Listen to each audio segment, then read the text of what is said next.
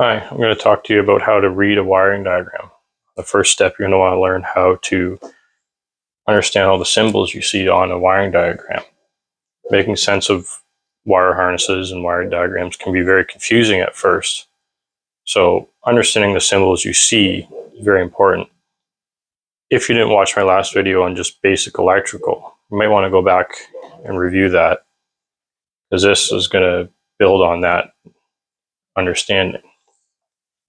Now, first, more used in teaching is battery. Just these blue lines I've got here. It's what we use in teaching a lot more. Just every pair is what represents kind of a cell. The tapered lines you will see in wiring diagrams a lot. That's for grounds. They're shown in pretty much every diagram I've looked at. And you will see them. It's good to understand that is ground. It can mean chassis ground, body ground, engine ground. Doesn't matter. It might say, probably won't. Might have a letter designated to it that you have to look up. Moving on. Switches. They can be normally open, normally closed. Basically, that means when the car is in its functional state, when it's running, driving, whatever, that switch is going to be sitting open or closed unless you are doing something to activate it. Be stuck sitting open like that or closed.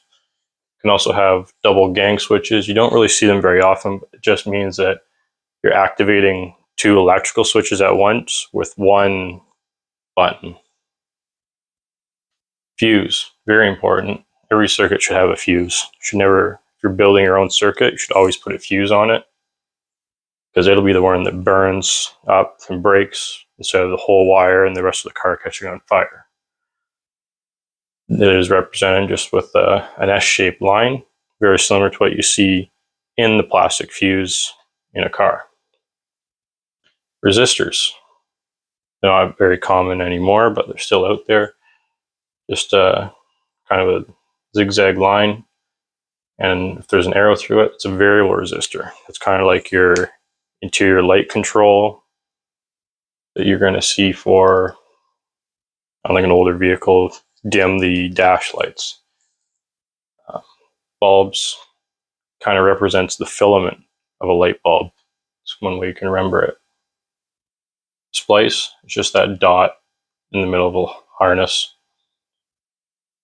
Nothing special, just saying that two wires are joining at that point. Heater, kind of like a resistor, but they're squared lines.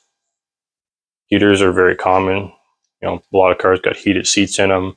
Your oxygen sensors, O2, your air fuel sensors, all have to have heaters in them. So heaters are very important and very common. Motors, a lot of motors in cars. Power windows, door lock actuators, starter motor.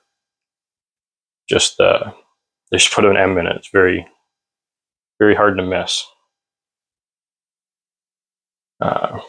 Relays, they might not be drawn exactly like that, but they leave some room for interpretation.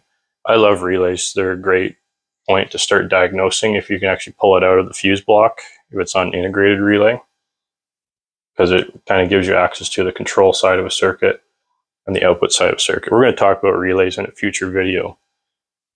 For now, we're going to leave that right there.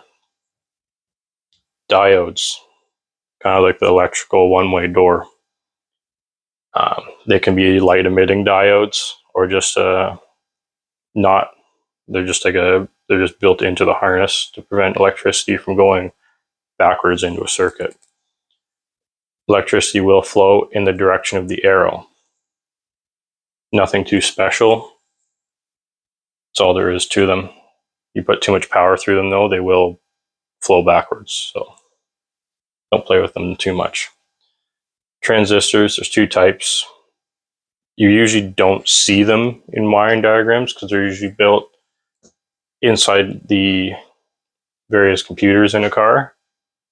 But it's important to understand that they are there. They may not be in the diagram drawn, but they're there. PNP, NPN. We're going to talk about them in a future video, probably in conjunction with the relays, because they do work hand in hand. Positive, negative, positive, negative, positive, negative. That's how I like to remember them. But that's all for now on that. On the aftermarket diagrams, I've seen them draw them with solid boxes and dotted lines around those components. And if you see it with a dotted line, it usually means that the entire component is not there. There's more wires and stuff going into that component, and you need to be aware of that. That's why they're trying to tell you. If you know that their wiring diagrams are drawn that way, and they have a solid box around it, you know that that's everything going to that module. I tried to draw some of the things here in red that are very current sensitive. Very much like they don't like to have a lot of current. So we're going to get into more of that in a future video.